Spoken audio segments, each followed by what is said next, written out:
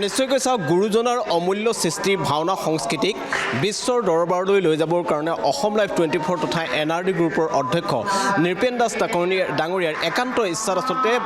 ঐতিহাসিক ঢেকীয়াখোৱা বৰনামঘৰত 5 দিনীয়াকৈ যি অসম ভিত্তিত ভাওনা প্ৰতিযোগিতা অনুষ্ঠিত কৰিছে আৰু আজি চতুৰ্থটো দিন আৰু মই পুৱাৰ ভাগৰ দৃশ্যাংশ দেখুৱাইছোঁ এনেধৰণে আচলতে ঐতিহ্যমণ্ডিত ঢেকীয়াখোৱা বৰনামঘৰত নাম প্ৰসংগৰে আচলতে এই কাৰ্যসূচীৰ শুভাৰম্ভ ঘটিছে আৰু দেখা পোৱা গৈছে প্ৰতিদিনাই এই ভাওনা উৎসৱস্থলীত হাজাৰ হাজাৰ লোকৰ সমাগম ঘটিছে আচলতে ভক্তপ্ৰাণ ৰাইজৰ আৰু সকলোৱে ভাওনা চাবৰ কাৰণে আচলতে বাট চাই থাকে আৰু আজি যিহেতু চতুৰ্থ দিনৰ যি কাৰ্যসূচী এই কাৰ্যসূচীৰ দিনৰ ভাগৰ দৃশ্যাংশ মই দেখুৱাইছোঁ এনেধৰণে ঐতিহাসিক ঢেকীয়াখোৱা বৰনামঘৰত নাম প্ৰসংগৰে আচলতে এই কাৰ্যসূচীৰ শুভাৰম্ভ কৰা হৈছে আৰু খুব সুন্দৰভাৱে আচলতে আধ্যাত্মিক পৰম্পৰাৰ মাজেৰে এই পৰিৱেশৰ মাজত আচলতে গুৰুজনাৰ মহৎ যি সৃষ্টি আছিল ভাওনা সংস্কৃতিক তুলি ধৰাৰ কাৰণে আচলতে একান্ত ইচ্ছা কৰা হৈছে আৰু বিভিন্নজন লোক মই পোনে পোনে এই দৃশ্যৰ মাজলৈ যাব বিচাৰিছোঁ মোৰ কেমেৰা সতীৰ্থ পিকুৱে আচলতে এই নাম প্ৰসংগৰ কিছু দৃশ্যাংশ দেখুৱাব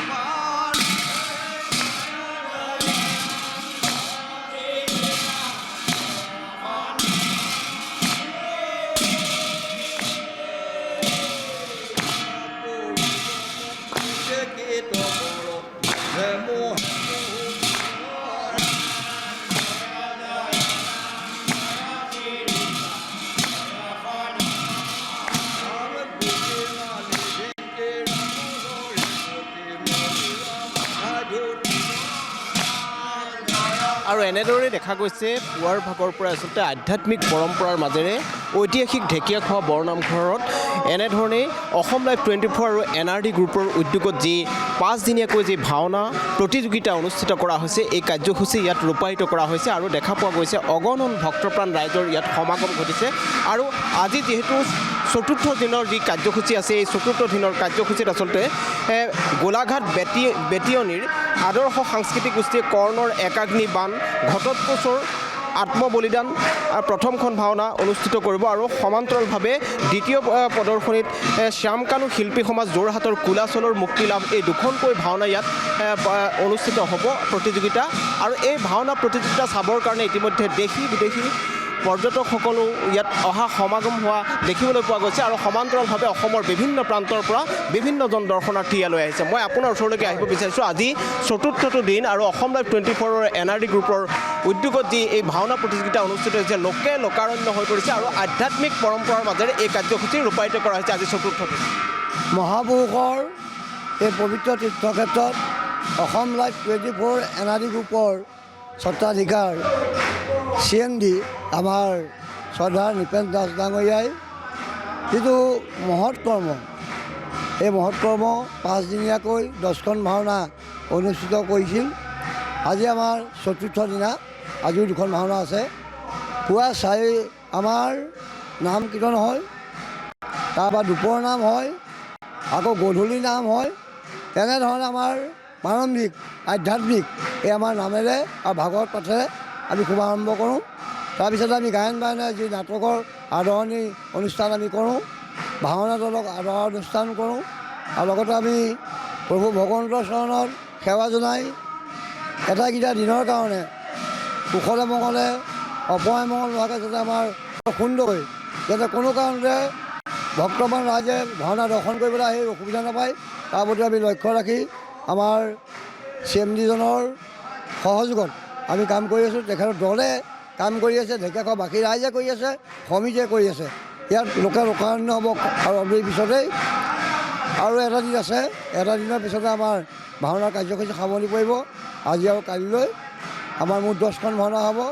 বিজয়ী দল আমাৰ 3টা থাকিব আৰু একক থাকিব। আমি CMDজনক আশীৰ্বাদ কৰিছোঁ যে এখন ভাওনা মই বাৰম্বাৰ কৈ আছোঁ যে 7টা বৰসভা সাৰ 10খন ভাওনা। প্ৰভু ভগৱন্তই তেখেতক কৃপা কৰক, তেখেতৰ পৰিয়ালবৰ্গক কৃপা কৰক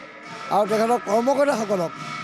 আৰু তেখেতৰ চেনেল বিশ্ব দৰবাৰত বিয়পি পৰক, তাৰো আমি আশীৰ্বাদ কৰি আছোঁ। সকলোৰে পৰা সহায় সহযোগ বিচাৰিছোঁ। সকলো আহক, অসমীয়া জাতি আমি আৰু গুৰুজনে প্ৰতিষ্ঠা কৰি থৈ যোৱা আমি যে কওঁ যে শংকৰদেৱক বা শংকৰদেৱৰ কলাকৃষি বিশ্ব দৰবাৰলৈ আমি নিব লাগে, ঠিক তেনেধৰণে আমাৰ এই CMD ডাঙৰীয়াই এনেধৰণে প্ৰয়াস কৰিছে। তেখেত সফল হওক, অনাগত দিনত তেখেতৰ প্ৰয়াত পিতৃৰ বিদেহ আত্মাৰ আমি সদ্গতি কামনা কৰিলোঁ। তেখেতৰ পুত্ৰক আশীৰ্বাদ কৰি থাকক, প্ৰভু ভগৱন্তই কৃপা দিয়ক। ধন্যবাদ। এনেদৰে দেখা পোৱা গৈছে ঐতিহাসিক যি ঢেকীয়াখোৱা বৰনামঘৰ, মহাপুৰুষ মাধৱ পুৰুষজনাই আচলতে প্ৰতিষ্ঠা কৰা এই